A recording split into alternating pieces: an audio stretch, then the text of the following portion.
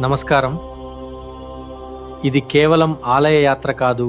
ఇది కేవలం ఆలయ యాత్ర కాదు. మన సంస్కృతి వైభవానికి ఒక దివ్య దర్శనం. Welcome to Dhruva AI films.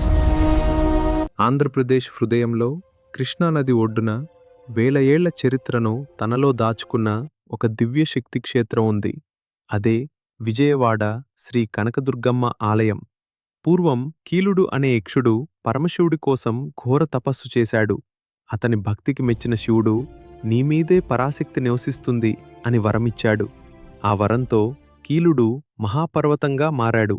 అదే ఇంద్రకీలాద్రి. ఈ పవిత్ర కొండపై తర్వాత జగజ్జనని దుర్గమ్మ వెలిసింది. అప్పట్లో మహిషాసురుడు అనే రాక్షసుడు తన శక్తితో 3 లోకాలను వణికించాడు. దేవతలను అవమానించాడు.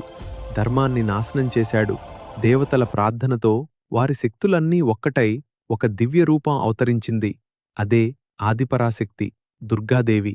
సింహవాహినిగా చేతుల్లో త్రిశూలం, చక్రం, ఖడ్గంతో ఉగ్రరూపంలో అమ్మవారు యుద్ధానికి సిద్ధమయ్యా. దుర్గమ్మ మరియు మహిషాసురుడి మధ్య భీకర యుద్ధం జరిగింది. భూమి కంపించింది. ఆకాశం మార్మోగింది. చివరికి అమ్మవారి త్రిశూలానికి మహిషాసురుడు కూలిపోయాడు. ధర్మం తిరిగి విజయం సాధించింది. అమ్మవారి విజయాన్ని చూసి దేవతలు జయదుర్గే అంటూ స్తుతించారు. ఆ విజయానికి గుర్తుగానే ఈ ప్రాంతానికి విజయవాడ అనే పేరు వచ్చిందని పురాణం చెబుతుంది. మహిషాసురుని సంహరించిన తర్వాత అమ్మవారి రూపం స్వర్ణకాంతులతో ప్రకాశించింది. అందుకే ఆమెను కనకదుర్గమ్మ అని పిలిచారు. మహాభారత కాలంలో అర్జునుడు కూడా ఇంద్రకీలాద్రిపై తపస్సు చేశాడని చెబుతారు. శివుడు అతనికి పాశుపతాస్త్రాన్ని ప్రసాదించాడు.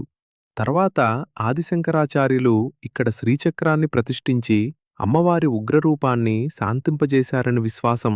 దసరా నవరాత్రుల సమయంలో కనకదుర్గమ్మ ఆలయం లక్షలాది భక్తులతో కళకళ్లాడుతుంది. ప్రతిరోజు అమ్మవారు కొత్త అవతారంలో దర్శనమిస్తారు. భక్తితో కనకదుర్గమ్మను ప్రార్థిస్తే ధైర్యం, విజయం, శాంతి లభిస్తాయని భక్తుల విశ్వాసం. జై కనకదుర్గమ్మ తల్లి.